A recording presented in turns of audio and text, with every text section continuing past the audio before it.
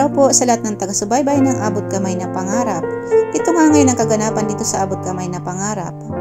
Nalaman na nga nitong si RG Tanyag na buntis nga itong si Zoe at nag-alala nga din itong si Dr. RG Tanyag para dito kay Zoe dahil nga sa hindi sinasabi nitong si Zoe dito kay Dr. RG Tanyag na buntis nga itong si Zoe. At sabi pa nga nitong si Dr. RG Tanyag dito kay Giselle kung nagkulang daw ba siya bilang isang ama dito kay Zoe. Ngunit ipinaliwanag naman itong si Giselle na hindi nagkulang itong si RG ng pagiging ama dito kay Zoe dahil wala namang perpektong ama sa mundo. At sabi pa nga nitong si Giselle na ginusto daw nitong si Zoe na magkaganon siya at yun ang pinili nitong si Zoe, kaya wag daw sisihin itong si Dr. RG Tanyag ang kanyang sarili dahil nga sa pagkakaroon ng anak nitong si Zoe.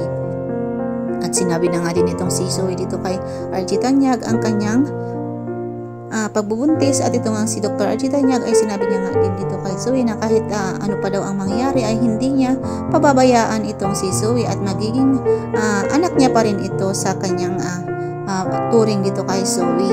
At ito naman si Zoe ay naiyak nga dahil nga sa pagsuporta ng kanyang amang si Dr. RG Tanyag. Samantala, nagkalat na nga ang mga pregnancy test na nakuha nga nitong alalay nitong si Madama Dubois dito kay Annalyn na ipinatest nga nitong si Annalyn sa lab.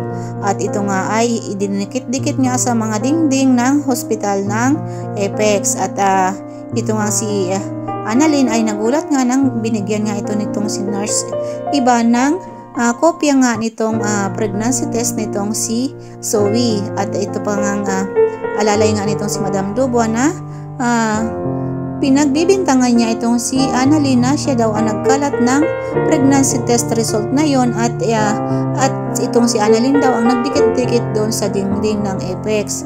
At nagkuhaan pa nga ng video nitong at litrato nitong alalay nitong si Madam Dubois itong si Annalyn na hawak-hawak nga ang isang kopya ng pregnancy test nitong si Zoe. At ito naman ay galit na galit nga itong si Zoe dahil nga sa ang akala niya nga ay mapagkakatiwalaan nitong si Annalyn na hindi ipagsasabi sa lahat ang kanyang sikreto. Ngunit itong si Joy naman ay nagagalit nga dito kay Zoe kaya bakit daw inilihim sa kanya itong kanyang kaibigan na si Zoe na nagdadalang tao pala itong si Zoe at hindi sinabi nga dito kay Joy. At sabi nga nitong si Joy na binigay doon ng mga nurse sa kanya itong kopya ng pregnancy test nitong si Zoe na may nakalagay na congrats Mami Zoe.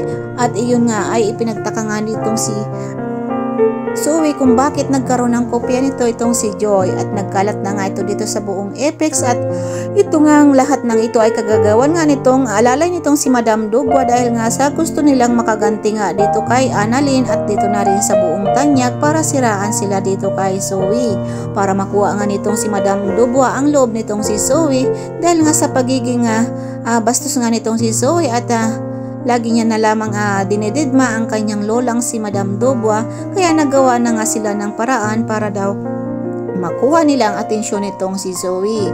At itong ang kaalalay nga nitong si Madam Dubois ay nagkuha pa nga ng litrato nitong si Annalyn para maging ebidensya daw para pagbintangan nga itong si Annalyn na siya nga nagpakalat at nagdikit-dikit ng mga kopya ng pregnancy test result na yon itong si Zoe. So ito guys ang pagkakaabangan natin dito sa Abot Kamay na Pangarap.